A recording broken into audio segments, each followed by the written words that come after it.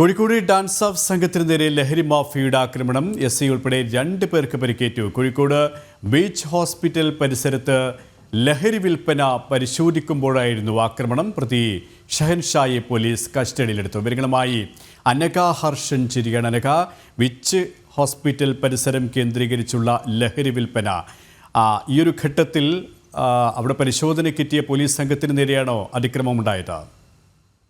തീർച്ചയായും കേപ്പി, ഇന്ന് രാവിലെയാണ് ഈ സംഭവം നടക്കുന്നത്. കോഴിക്കോട് ബീച്ച് ഹോസ്പിറ്റൽ പരിസരത്ത് ലഹരി വിൽപ്പന നടക്കുന്നുണ്ട് എന്ന വിവരം ലഭിച്ചതിനെ തുടർന്നാണ് ഡാൻസ് ഓഫ് സംഘം ഈ ബീച്ച് പരിസരത്തിലേക്ക് എത്തുന്നതും അവിടെ സംഘം ചേർന്ന് നിന്നവരോട് ഈ കാര്യവുമായി സംസാരിക്കുകയും ചെയ്ത സമയത്താണ് ആ സംഘത്തിലുള്ള ഒരാൾ ഈ പോലീസുകാർക്ക് നേരെ ആക്രമിക്കുന്നത്. ഈ അക്രമത്തിൽ ഈ എസ് ഐയെ പിടിച്ചു തള്ളുകയും ആ ഡാൻസ് ഓഫ് സംഘത്തിലെ മറ്റ് പോലീസ് ഉദ്യോഗസ്ഥരെ ആക്രമിക്കുകയും ഒക്കെ തന്നെ ചെയ്തിരുന്നു.